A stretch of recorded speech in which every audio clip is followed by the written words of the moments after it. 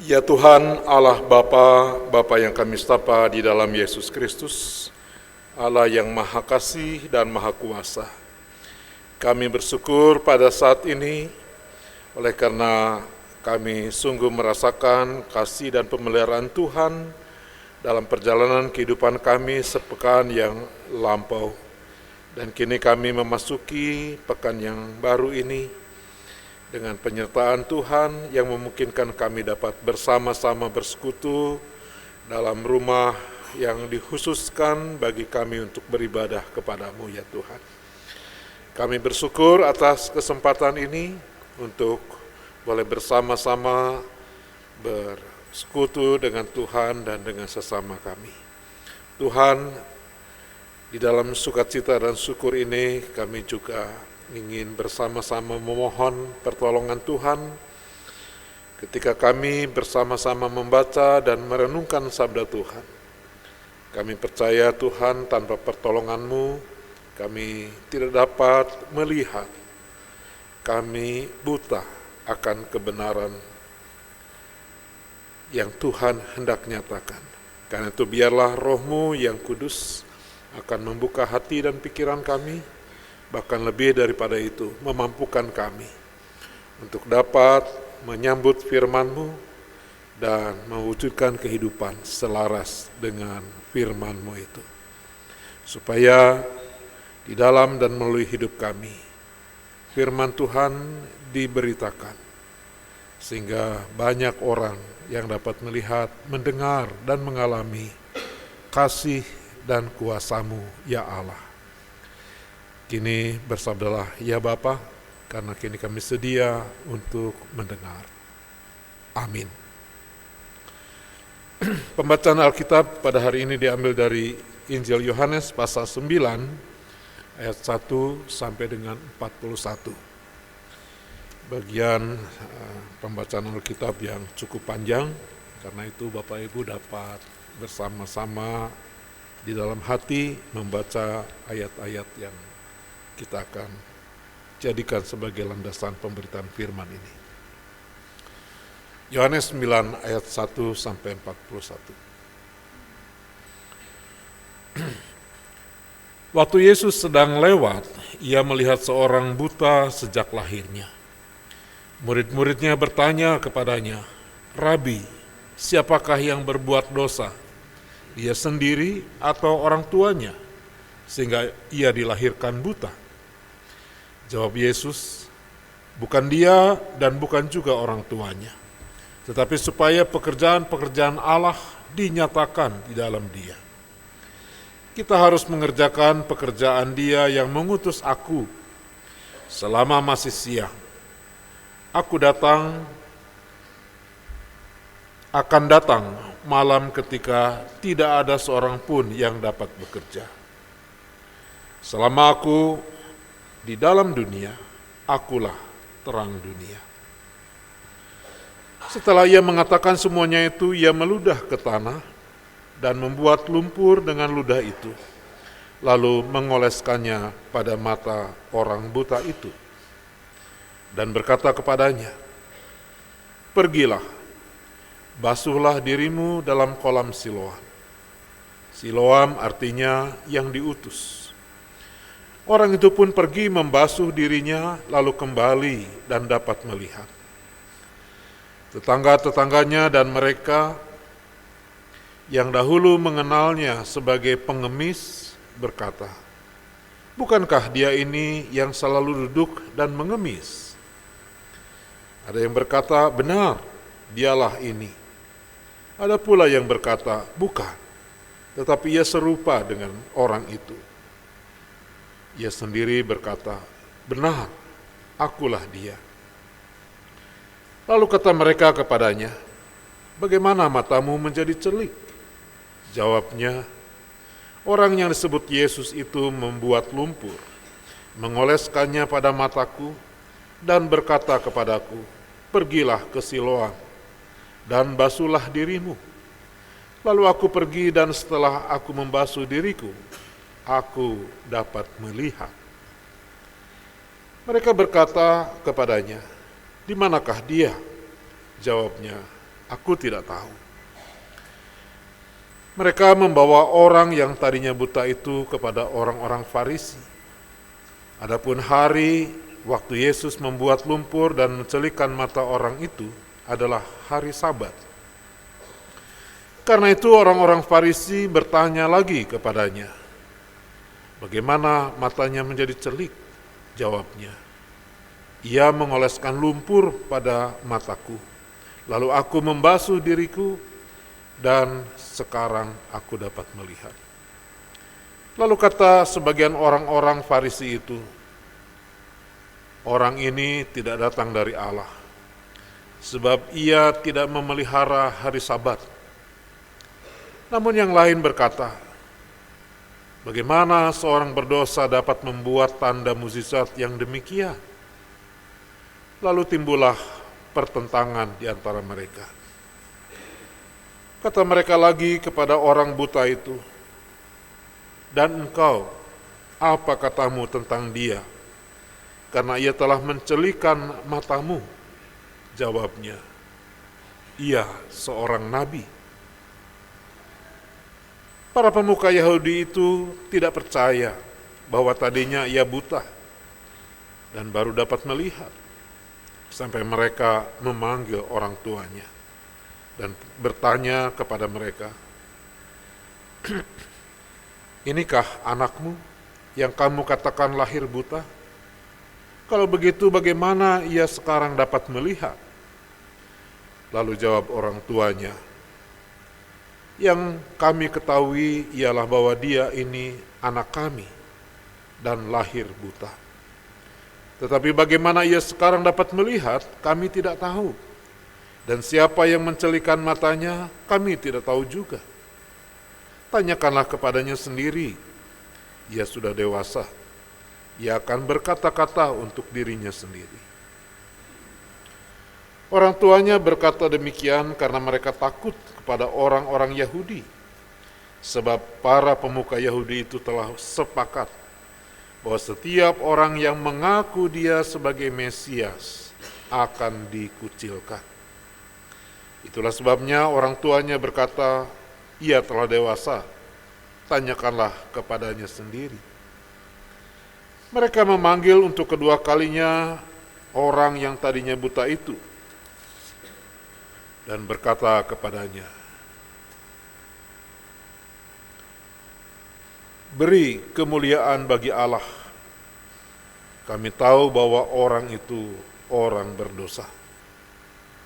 Jawabnya, "Apakah orang itu orang berdosa? Aku tidak tahu. Namun satu hal aku tahu, bahwa aku tadinya buta dan sekarang dapat melihat." Kata mereka kepadanya, "Apakah yang diperbuatnya padamu? Bagaimana ia mencelikan matamu?" Jawabnya kepada mereka, "Telah kukatakan kepadamu, dan kamu tidak mendengarkannya. Mengapa kamu hendak mendengarnya lagi? Barangkali kamu mau menjadi muridnya juga." Sambil menghina mereka berkata kepadanya, "Engkau murid orang itu, tetapi kami murid-murid Musa. Kami tahu bahwa Allah telah berfirman kepada Musa, tetapi tentang dia itu kami tidak tahu dari mana ia datang." Jawab orang itu kepada mereka, "Sungguh mengherankan, kamu tidak tahu dari mana ia datang, sedangkan ia telah mencelikan mataku. Kita tahu bahwa Allah tidak mendengarkan orang-orang berdosa. Sebaliknya, setiap orang yang saleh dan melakukan kehendaknya, dialah yang didengarkannya. Dari dahulu sampai sekarang tidak pernah terdengar bahwa ada orang yang memelekkan orang yang dilahirkan buta. Jikalau orang ini tidak datang dari Allah, ia tidak dapat berbuat apa-apa." Jawab mereka kepadanya, engkau ini lahir sama sekali dalam dosa, dan engkau hendak mengajar kami. Lalu mereka mengusir dia keluar. Yesus mendengar bahwa ia telah diusir keluar oleh mereka. Kemudian ia bertemu dengan dia dan berkata, "Percayakah engkau kepada Anak Manusia?" Jawabnya, "Siapakah dia, Tuhan, supaya aku percaya kepadanya?" Kata Yesus kepadanya, "Engkau telah melihat dia, dan dia adalah yang sedang berkata-kata dengan engkau." Katanya, "Aku percaya, Tuhan." Ia pun sujud menyembahnya. Lalu kata Yesus, "Aku datang ke dalam dunia untuk menghakimi, supaya mereka yang tidak melihat dapat melihat, dan supaya mereka yang dapat melihat menjadi buta." Kata-kata itu didengar oleh beberapa orang Farisi yang berada di situ, dan mereka berkata kepadanya, "Apakah kami juga buta?" Jawab Yesus kepada mereka, "Sekiranya kamu buta, kamu tidak berdosa. Tetapi karena sekarang kamu berkata, 'Kami melihat,' maka tetaplah dosamu." Sampai sedemikian pembacaan Alkitab. Yang berbahagia ialah setiap orang yang mendengar firman Tuhan serta memeliharanya di dalam hidupnya. Haleluya. Hosiana.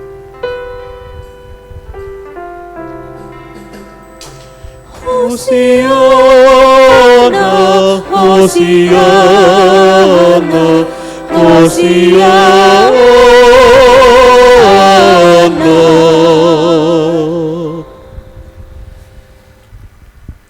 Bapak, Ibu, dan saudara yang terkasih di dalam Tuhan Yesus Kristus, jikalau kita memperhatikan dalam kehidupan kita, di sekeliling kita, maka kita akan menyaksikan ada kenyataan kehidupan orang-orang yang hidup dalam sukacita, dalam keberhasilan, dalam kebahagiaan, yang memiliki kedudukan yang tinggi, yang memiliki harta yang banyak, berlimpah.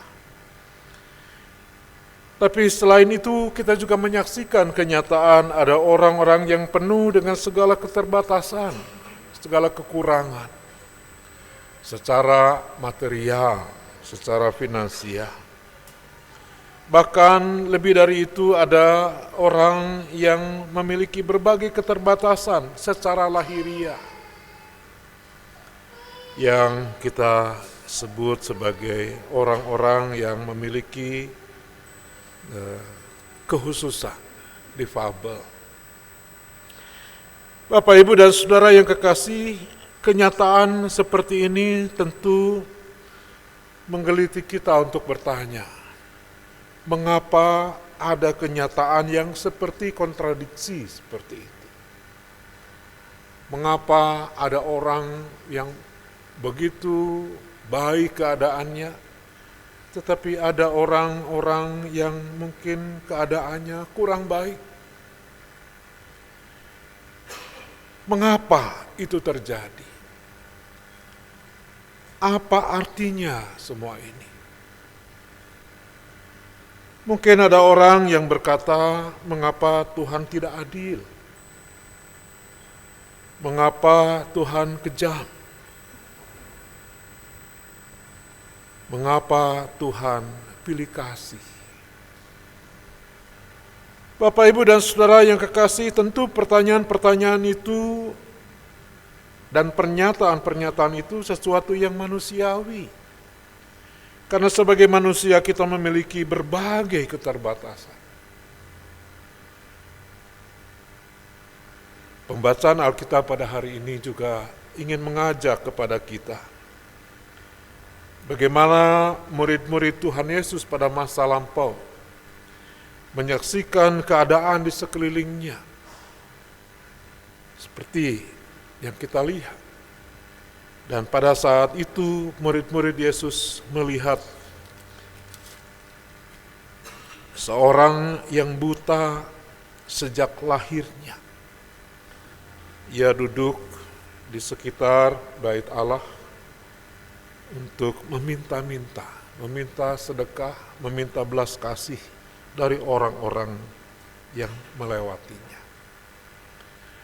Dan murid-murid bertanya kepada Yesus, "Rabi, siapakah yang berbuat dosa? Apakah dia sendiri atau orang tuanya? Sehingga ia dilahirkan menjadi seorang buta." Bapak Ibu, pertanyaan ini tentu dilatar belakangi pemahaman masyarakat, juga murid-muridnya pada waktu itu, bahwa orang-orang yang buta, orang yang sakit, orang yang miskin, orang yang lemah, dan berbagai hal yang lain yang dianggap rendah di dalam masyarakat, dipahami sebagai orang-orang yang tidak diberkati oleh Tuhan, atau lebih tegas lagi dikategorikan sebagai orang-orang berdosa. Murid-murid memahami orang mengalami buta sejak lahir, pasti ini adalah hukuman dari Tuhan karena keberdosaan itu. Walaupun murid-murid ingin tahu ini dosa siapa. Kalau dosa yang bersangkutan tidak mungkin karena ia dilahirkan dalam keadaan buta. Mungkin dosa orang tuanya. Dan itu adalah pertanyaan atau bahkan juga pemahaman yang dimiliki oleh masyarakat. Dan oleh karena itu orang-orang yang buta, orang yang sakit, orang yang miskin dan sebagainya distigma sebagai orang-orang berdosa. Bapak, Ibu dan Saudara yang kekasih dalam Tuhan, jawaban Tuhan Yesus terhadap pertanyaan ini dengan jelas dan dengan gamblang, bukan oleh karena dosa yang bersangkutan, bukan juga karena dosa orang tuanya. Dan inilah yang ingin diajarkan oleh Tuhan Yesus kepada murid-muridnya dan kepada orang-orang yang mendengarnya, bahwa orang itu mengalami kebutaan sejak lahirnya karena seperti yang dikatakan oleh Yesus, karena pekerjaan Allah harus dinyatakan di dalam Dia. Bukan karena dosa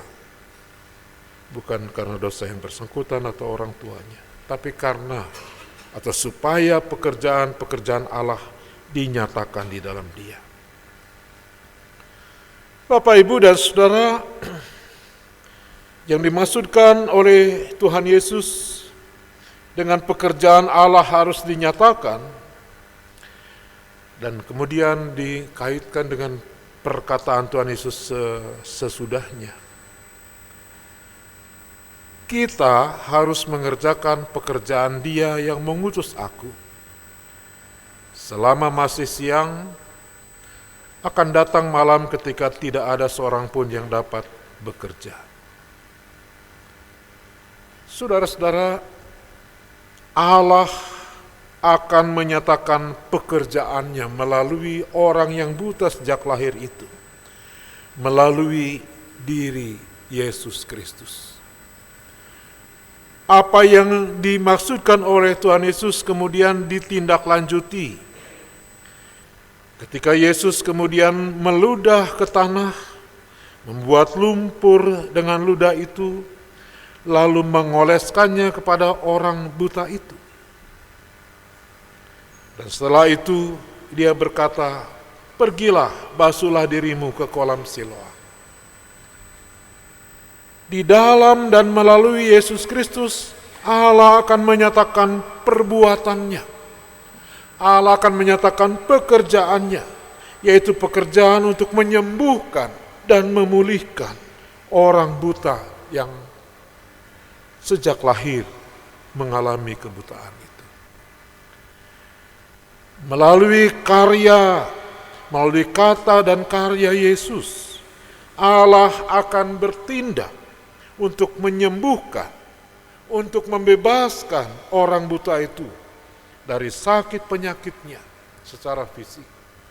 Tapi juga tentu akan membebaskan orang buta itu secara mental. Karena pasti sebagai orang buta, ia terintimidasi secara sosial, secara mental. Tapi juga dengan penyembuhan itu, Tuhan akan memulihkan relasi sosialnya. Bukan lagi dianggap sebagai orang yang berdosa, yang tersisih dan yang direndahkan. Tetapi menjadi orang yang dibebaskan dari stigma itu. Dan lebih dalam lagi, melalui penyembuhan itu, Allah ingin memulihkan relasi antara orang buta itu dengan Allah. Bahwa Allah bukan menghukumnya. Bahwa Allah bukan menghukum karena dosanya atau dosa orang tuanya. Bahwa Allah mengasihi. Bahwa Allah ingin membebaskan dan menyelamatkan orang buta ini. Bapak, Ibu, dan Saudara yang kekasih dalam Tuhan, Allah mengerjakan pekerjaannya di dalam dan melalui Yesus untuk menyembuhkan secara utuh, secara holistik orang buta ini. Dan ini dilakukan oleh Allah di dalam dan melalui Yesus Kristus, bukan dalam lingkungan atau dalam ruang tertutup dan lingkungan privat. Tetapi Allah mengerjakan pekerjaan itu secara terbuka di hadapan orang banyak, di hadapan khalayak, sehingga banyak orang yang melihat. Itulah perbuatan Allah. Perbuatan besar yang Allah lakukan di dalam dan melalui Yesus Kristus. Menyembuhkan secara utuh, secara total orang buta itu. Bapak, Ibu, dan Saudara yang kekasih dalam Tuhan, itulah pekerjaan Allah yang harus dilakukan, yang harus dikerjakan oleh Yesus. Bahkan kalau kita membaca di dalam ayat yang keempat, Bapak Ibu, bukan hanya oleh Yesus, tapi seperti kata Yesus, kita harus mengerjakan pekerjaan-pekerjaan Dia yang mengutus aku.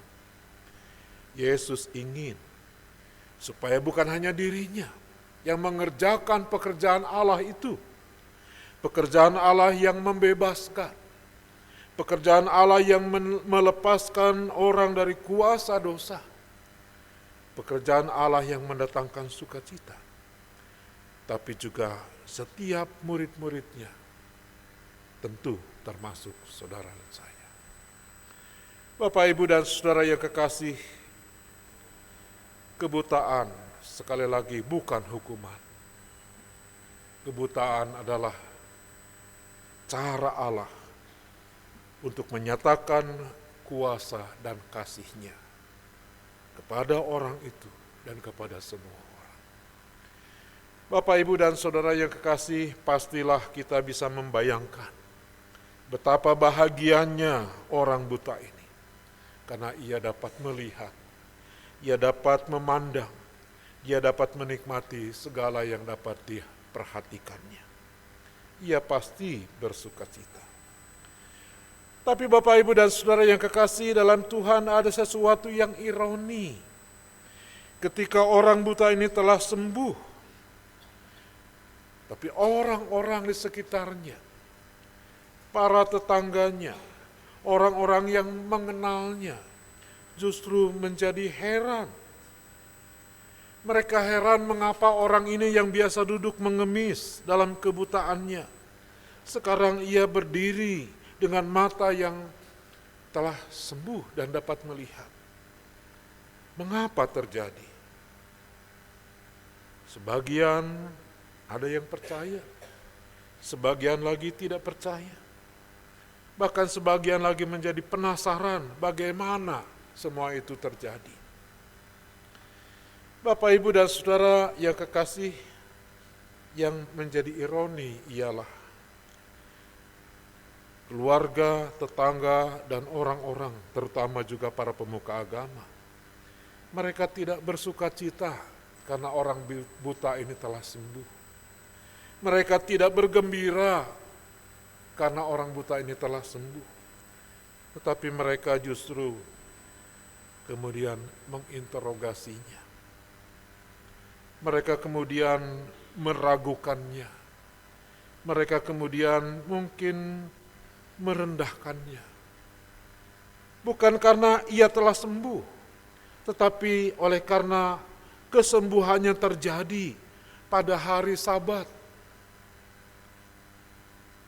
Yang bagi orang Yahudi, hari Sabat adalah hari istirahat, bukan hari untuk menyembuhkan. Karena penyembuhan adalah pekerjaan. Menyembuhkan berarti beraktivitas, dan itu melanggar aturan-aturan Sabat. Saudara-saudara, para tetangga dan terutama para pemuka agama, justru mereka mempersoalkan mengapa orang itu melakukan tindakan penyembuhan pada hari Sabat. Kalau begitu orang yang menyembuhkan itu pastilah orang berdosa.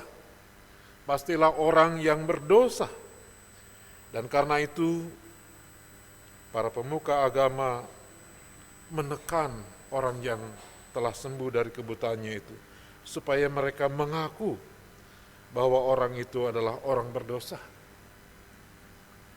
Tetapi orang yang telah disembuhkan ini, Bapak, Ibu, dan Saudara, setelah berulang-ulang diperiksa dan diinterogasi, ia berkata bahwa orang yang menyembuhkannya itu adalah seorang bernama Yesus.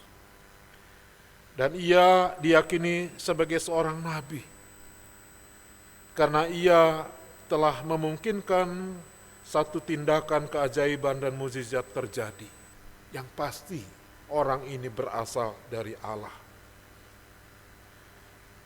Dan oleh karena keyakinan orang yang tadinya buta ini, maka para pemuka agama menghakimi dan menghukum orang ini. Ia tidak diperbolehkan berada di bait Allah. Ia diusir dari bait Allah. Bapak, Ibu, dan Saudara yang kekasih, sungguh rangkaian peristiwa yang ironis. Bahkan ketika orang tuanya ditanya pun, mereka dengan penuh ketakutan tanya sendiri kepada yang bersangkutan, karena orang tuanya juga penuh dengan ketakutan. Bapak, Ibu, dan Saudara yang kekasih di dalam Yesus Kristus, apa yang dialami oleh orang buta yang telah mengalami kesembuhan ini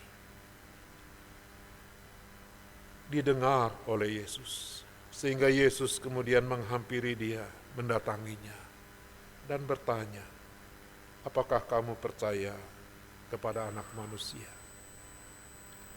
Anak Manusia merupakan ungkapan lain untuk Mesias, orang yang diurapi Allah, dia yang diurapi Allah, yang berasal dari Allah. Dan orang yang tadinya buta itu berkata, saya tidak mengenal dia. Dan Yesus katakan, dia adalah orang yang ada di hadapanmu. Dia adalah orang yang sedang bercakap-cakap denganmu. Dialah Anak Manusia. Dialah Mesias. Maka dengan pernyataan ini orang itu menjadi percaya, aku percaya Tuhan. Dan ia menyembah Tuhan. Ia memiliki keyakinan bahwa yang menyembuhkannya adalah dia yang diurapi, yang berasal dari Tuhan, dari Allah. Dialah Sang Mesias.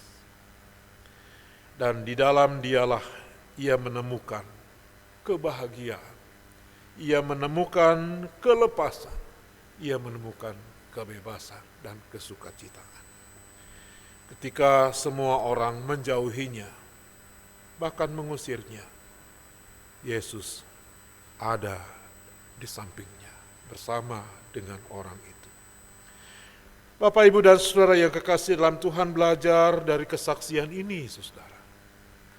Ketika kita menemukan kenyataan hidup orang di sekitar kita, yang mungkin dalam tanda kutip kurang beruntung, seperti orang yang buta ini. Ketika kita melihat ia, maka kita diajak untuk berkata, apa pekerjaan Allah yang akan dinyatakan melaluinya?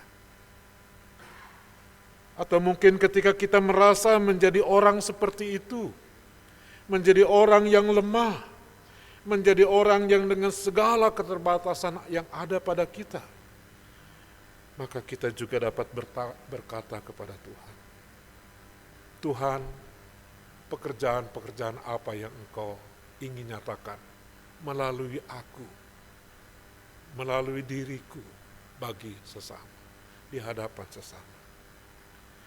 Bapak, Ibu, dan Saudara yang kekasih di dalam Tuhan Yesus Kristus, seperti telah dicontohkan dan diteladankan oleh Kristus, aku datang ke dunia untuk mengerjakan pekerjaan-pekerjaan yang mengutus aku. Yesus telah melakukannya, bukan hanya bagi orang buta, tapi telah menyerahkan hidupnya dan dirinya untuk menyelamatkan semua orang.